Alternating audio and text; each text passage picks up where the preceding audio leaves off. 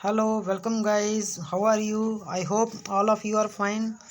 सो start करते हैं आज का हमारा second topic, democracy in the contemporary world, part second. Democracy in Poland, democracy in Chile हम ऑलरेडी डिस्कस कर चुके हैं। आज हम लोग डिस्कस करने वाले हैं डेमोक्रेसी इन पोलैंड के बारे में। ठीक है, पोलैंड जो कि सेंट्रल यूरोप की एक कंट्री है। Poland officially the Republic of Poland is a country located in central Europe. इसकी कैपिटल है वारसा और इसकी करेंसी है पोलिश येलोती। और आज के दौर पे इसके जो प्रेसिडेंट है वो है Andrzej दूदा।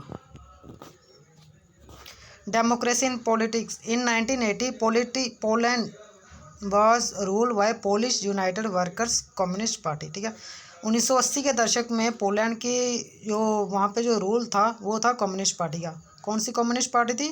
Poland United Workers Party. No other political parties were allowed to function. इस कम्युनिस्ट पार्टी के अलावा कोई भी वहाँ पे अदर पॉलिटिकल पार्टी जो थी वो अपनी गवर्नमेंट नहीं चला सकती थी।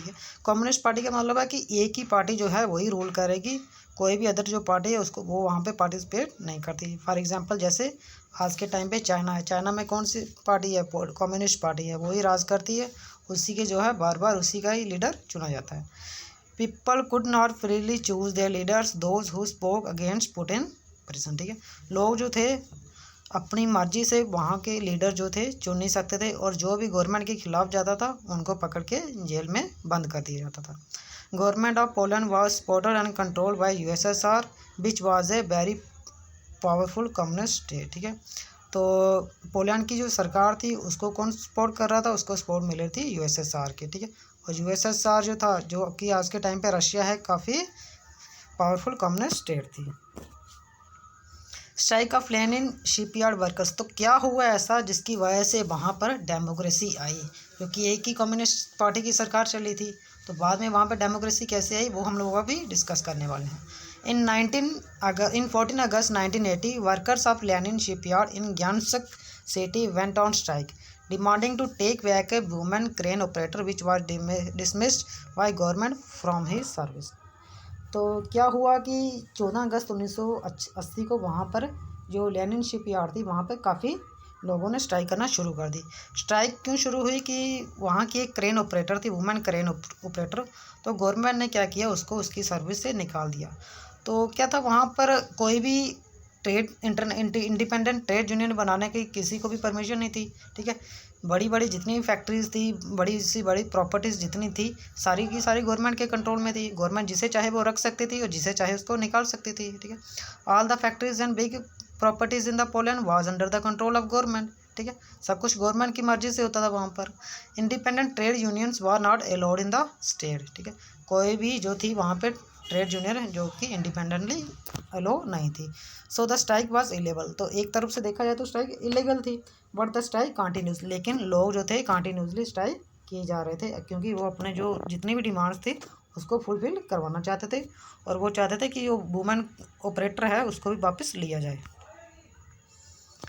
तो बाद में क्या हुआ, वहाँ पे एक लीच बेलिसा था, ठीक है, जो कि एक फॉर्मर इलेक्ट्रिशियन था। उसी शिपयार्ड में पहले वो भी काम करता था, तो गवर्नमेंट ने क्या किया था, उसको बाहर निकाल दिया था। ठीक है, 1976 के दौरान उसको गवर्नमेंट ने उसकी सर्विस से बाहर निकाल दिया था, क्योंकि उसने हाई सैलरी की डिमांड की थी।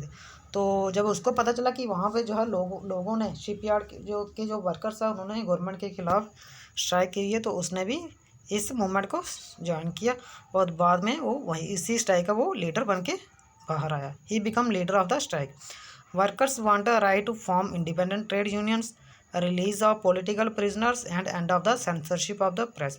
तो वर्कर्स की डिमांड क्या थी कि वहाँ पर इंडिपेंडेंट ट्रेड यूनियन बनाई दी जाए। ठीक है, उनको फुली परमिशन हो कि वो अपने इंडिपेंडेंट ट्रेड यूनियन बना सके। जितने भी पॉलिटिकल प्रिजनर्स जो है, जो कि गवर्नमेंट ने पकड़ के रखे हुए हैं, उनको छोड़ दिया जाए। और जो सेंसरशिप थी वहाँ प्रेस के ऊपर, जो सेंसरशिप लगाई गई थी, उसको गवर्नमेंट जो था उसको हटा दे। तो सेंसरशिप क्या होती है?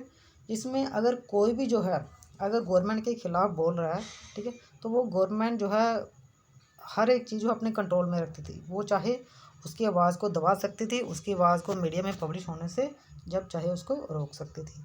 ए condition under which the freedom of the expression is taken away, which means anything that the government finds objectionable can not be publish or shown over the media. कि अगर गवर्नमेंट को लगे कि हमारे खिलाफ कुछ बोला जा रहा है, ठीक है, तो गवर्नमेंट उसको पब्लिश नहीं होने दे सकती थी, ठीक है, गवर्नमेंट उसको पब्लिश करने से रोक लेती थी। तो क्या हुआ, कैसे स्ट्राइक ख़त्म हुई, जो कि स्ट्राइक जो थी काफ़ी मास मूवमेंट में कन्वर्ट हो गई थी, काफ़ी टाइम तक, काफ़ी लंबे समय तक वो स्ट्राइक चली। तो वो कैसे एंड हुई, the workers led by Lech Walesa sign 21 points agreement with the government that end the strikes. ठीक है, गवर्नमेंट के बीच में और वर्कर्स के बीच में एक 21 पॉइंट्स का एग्रीमेंट हुआ, जिसकी वजह से वो स्ट्राइक जो थी जाके एंड हुई। Government agree to recognise the workers trade union and other demands of the workers. जो वर्कर्स की डिमांड थी कि वो ट्रेड यूनियन बनाई जाए, ठीक है, तो गवर्नमेंट उस पर राज़ी हो गई। After that a new trade union, कौन सी ट्रेड यूनियन बनी वहाँ पे, सॉलिडेरिटी, जो कि काफ़ी फेमस थी और काफ़ी पॉपुलर थी, काफ़ी सारे लोगों ने उसको ज्वाइन किया। ठीक है, इसी दौरान क्या हुआ, वहाँ की जो स्ट्राइक थी वो ख़त्म हो गई। 1981 मार्शल लॉ। अब ये मार्शल लॉ क्या होता है, a system of rules that takes affect when a military authority takes control of the normal administration of the justice. यानी कि एक ऐसा सिस्टम जिसमें जो नॉर्मल एडमिनिस्ट्रेशन चली आ रही है, ठीक है, जस्टिस की, वो उसका सारा का सारा कंट्रोल जो है मिलिट्री अपने हाथ में ले, उसको बोलते हैं मार्शल लॉ। तो ये मार्शल लॉ कब लगा, 1981 में। किसने लगाया, जनरल जेरूसलम, ठीक है, इसने इम्पोज किया वहाँ पर मार्शल लॉ, जो कि मिलिट्री का जनरल था।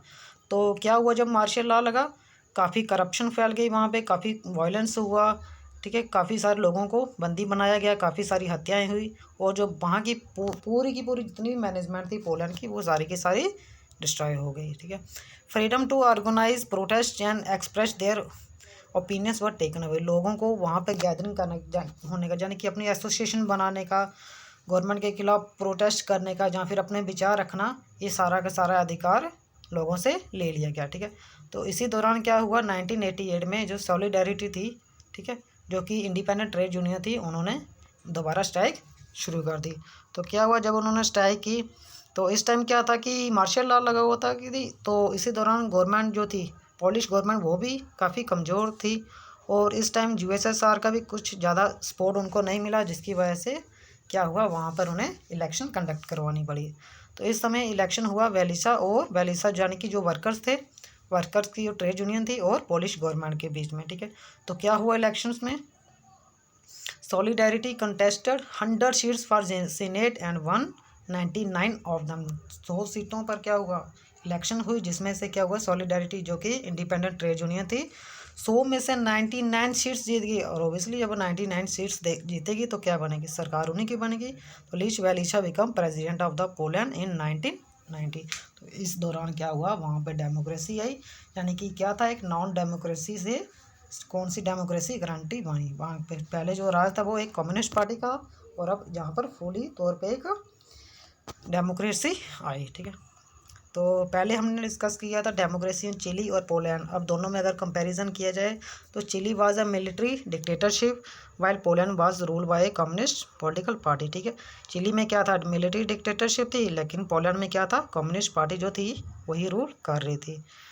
Chilli witness a transition from democratic to non democratic and back to democracy, while Poland witness a transition from non democratic to democratic. ठीक है, तो चिली में क्या था, पहले डेमोक्रेसी थी, फिर दोबारा नॉन डेमोक्रेसी आई, और दोबारा वापस डेमोक्रेसी। ठीक है, जबकि पोलैंड में क्या था, नॉन डेमोक्रेसी, यानी कि कम्युनिस्ट स्टेट थी, और वहाँ पे जाके डेमोक्रेसी आई।